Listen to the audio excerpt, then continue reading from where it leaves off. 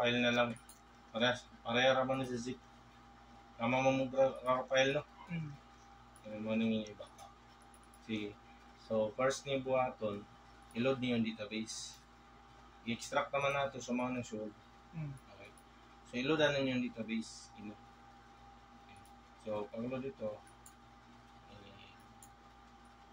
openin niyo.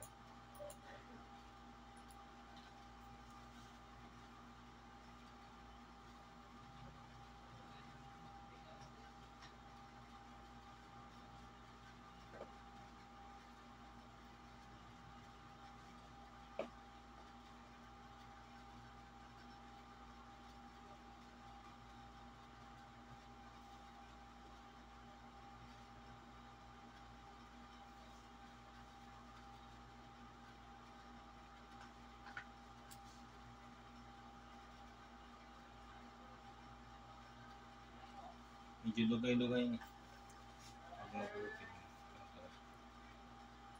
So, password ang upat lang ang 4.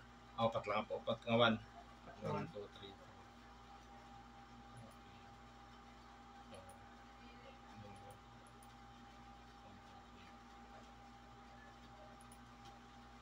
4.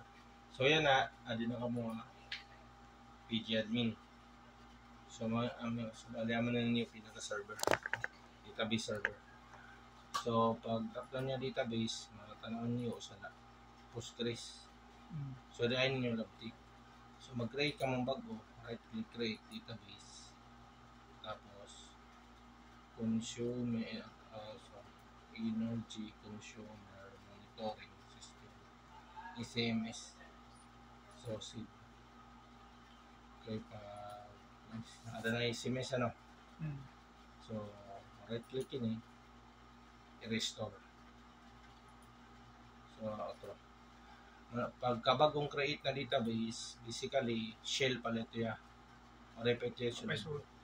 So, wala yung mga tables, wala yung views. So, right-click na yung ini din eh. Right-click.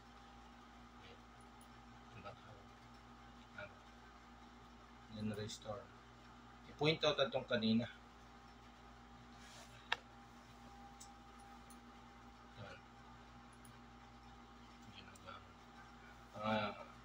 I-point out nyo file name.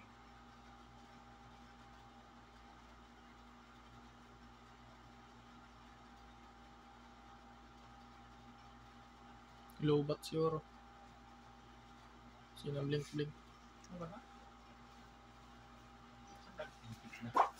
Sige, pasaksak na lang. Okay.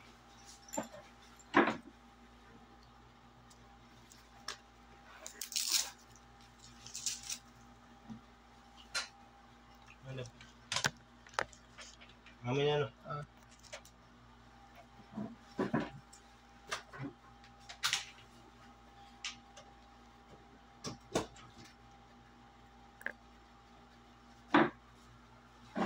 Okay. So,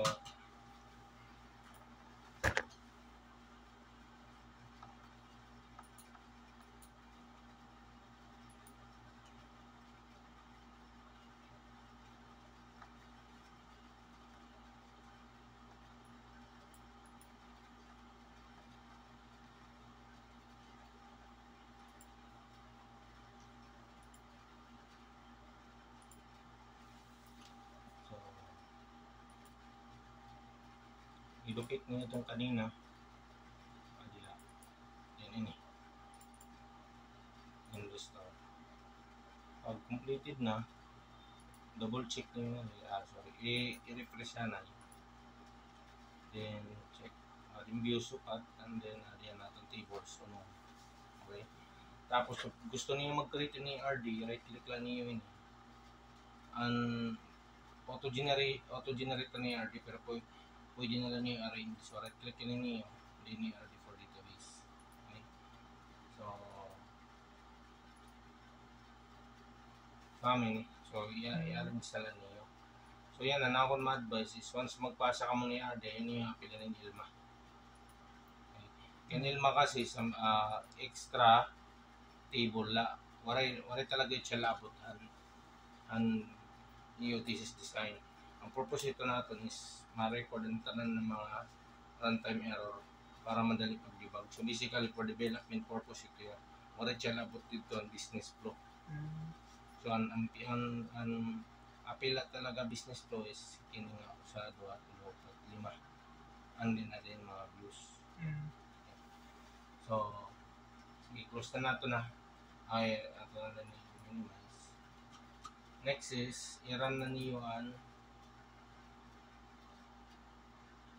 source code mismo. So ini right click ka.